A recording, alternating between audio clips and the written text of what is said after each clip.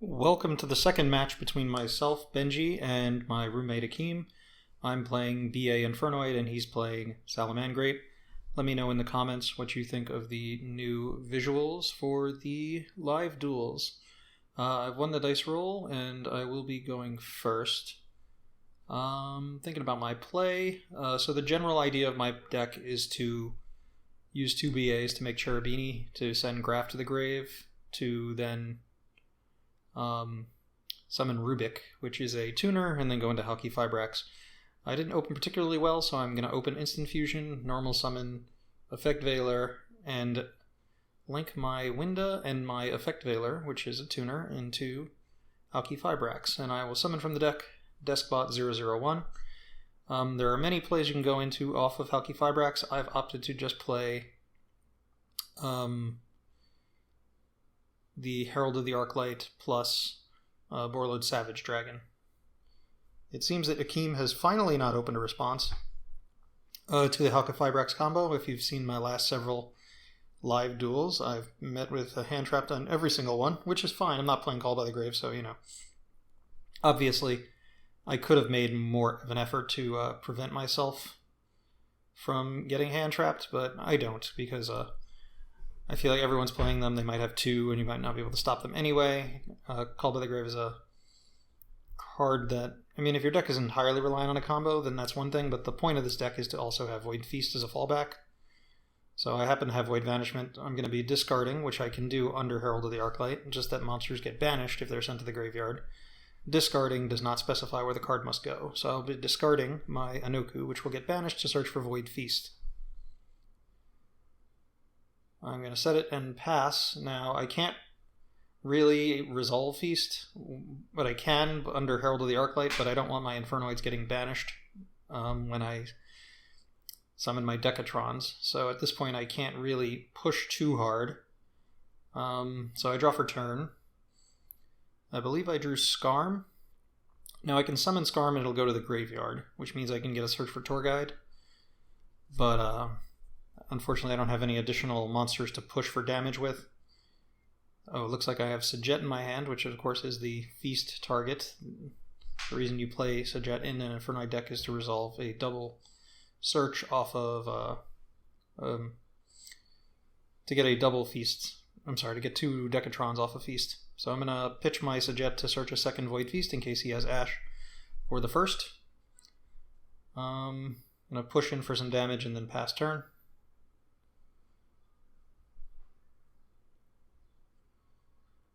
It does not look like Akeem has too much, but he's definitely waiting for bait for my my plays.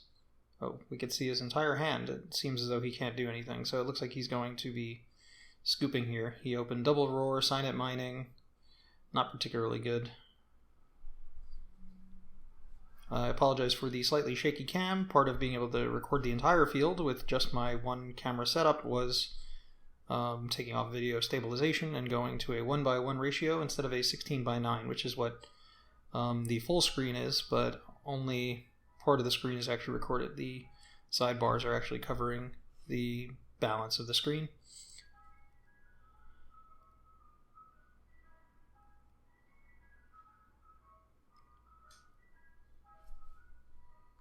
Alright, so it looks like Akeem is going to go first. He has Signet Mining and will be discarding Salamangreat Spinny.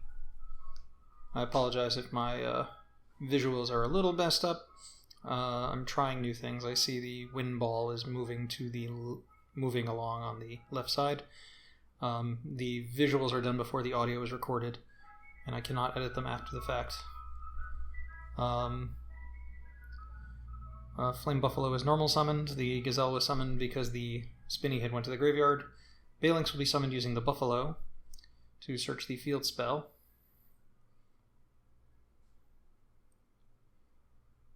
So the field spell has been searched. Usually, despite that you might want to ensure you get your field spell, most Salamangreat players make Buffalo Chainlink 1 so that they can get 2 draws, which they value more than the field spell. Because you could play without the field spell, it's just not preferable. So he discards Jaguar to draw the 2 cards, makes Balinx and Gazelle into Sunlight Wolf, and is going to activate Jaguar. He declares effect for Sunlight Wolf, but I think he was forgetting which effect he was using, because if I recall, he accidentally does not add a card back to hand. Now he relinks and takes back Roar. So I think he thought he had added the Gazelle back, because I know at the end of his turn he says, you know I have Roar and Gazelle in my hand, but I know I see Gazelle in his graveyard at the end of the turn, so I believe this is a misplay on his part. Technically he did declare effect, so he should add the card to his hand, but I think neither of us really noticed. So he passes to me, and I have to see what I can do with what I have in my hand. Draw. Actually can't see my draws, so I'm going to have to work on exposing my own hand for camera in the future.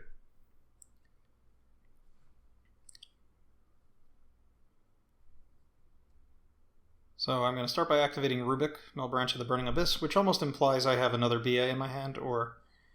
Okay, I have Void Apocalypse, which if I put on the field I would not have been able to special Rubik, and there's no reason to ever not special summon Rubik, because he has no float effect. Keem has Rage, so he'll just pop both Rubik and Apocalypse, so it won't resolve. You can see I bricked on Sajet. I could see I have 0/0/1 in hand. I can't see the rest of my hand, but it does not look good. There's the Gazelle, so he never added it back to his hand. He is playing some of the Imperium Duelist effect sleeves, so I think when I was playing the game I thought I saw a dent on his Gazelle. I didn't understand why, because it's the first time I've ever seen him playing these effect sleeves.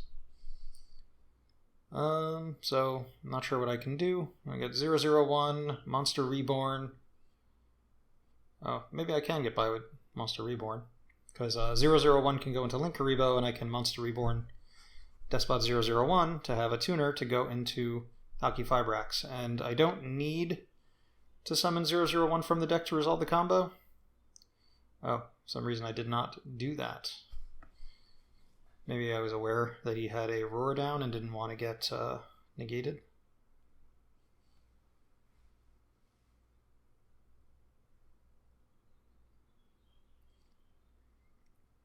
So Jaguar's activated, shuffling back a Sunlight Wolf. To summon Jaguar, he adds Gazelle to hand. I think he regarded that decision and actually wanted to do Buffalo instead. So I think we actually do a take back.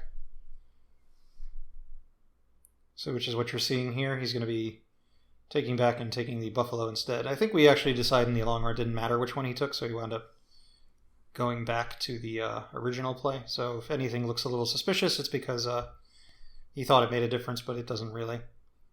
He's going to make Update Jammer, and he will... I mean, if he had already activated his Sunlight Wolf last turn, he would have had Gazelle in hand anyway, and he would have been able to summon this anyway, so he's just going to use Will to summon Gazelle.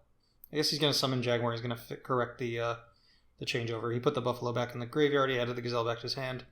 He's going to go into Accesscode Talker, use its effect to summon Update Jammer, link summon into Accesscode Talker, which will give him 3 pops, a 5300 monster who attacks twice, and he's protected by his Roar, which is set face down. So I will be scooping, and we are now tied at 1-1 in our second match. We're going to go into Game 3 now. If there are any particular decks you'd like to see in the future, let me know. I am printing some proxies in order to play some decks, but I also ordered most of the cheap cards for most decks. So like I have Eldritch, but I'm still waiting on like my Hakeros to show up, because I printed the Golden Lords proxies, but I don't have Hakeros, and I have no reason to purchase cards until I can play Yu-Gi-Oh! In real life again. So, with the exception of some cheap cards, I haven't been ordering anything. So I'm going to open with Rubik and normal summon Graph. Link summoning into either Cherubini or Halqifibrax. Usually if I have 2 BAs, I'll probably go into Cherubini in order to resolve the BA to summon something from the deck. So Graph is going to summon most likely Skarm. Perhaps it'll summon Seer. Usually you summon Skarm and then use Cherubini to send to send Seer, and then Seer will just summon one of the BAs. And at this point I can either summon Rubik to do Halqifibrax, or I can do any BA really at that point to go into Verte Anaconda, and then use its effect to summon Winda with Instant Fusion until we have Red Eyes Dragoon. I don't have a reason to make Verte that much other than Winda. So it looks like I'm going the route of Halqifibrax. I'm going to summon 001, link into Auroradon, summon 3 tokens, which triggers the effect of 001. And now tribute the Auroradon and one of the tokens to go into O-Lion. Now any deck that can make Halqifibrax can make at least this play. The only difference in that deck and this deck is mine currently has Cherubini on the board, meaning I could have special summoned Savage into the pointer of the Cherubini for protection. Now I did declare activation of Savage, but I've been doing this combo online a lot and keep forgetting about actually equipping the Link Monster, but I have declared it, so we do eventually go back and do it. Anyways, I'm going to activate Instant Fusion and summon Winda. I apologize for the debug pop-up, I wasn't really prepared for that. So I'm going to activate Instant Fusion, pay 1,000 life points, summon Winda, and then end phase, search for Skarm into Tour Guide. So Cherubini was protecting the destruction effect of Instant Fusion, so Winda cannot attack, but it is preventing Akeem from doing more than one special summon per turn, which is something that Salamangreat most definitely has to do. But 1 infinite impermanence, should he be able to resolve one, would work for that. So he's going to activate Silent Mining, discarding Parallel Exceed, which has to get banished instead because of Herald of the Arclight. I have Ash in hand, which is something he wasn't prepared for. Ash you can activate under Herald. You cannot activate Valor because Valor requires you to send this card from your hand to the graveyard to negate the monster effect.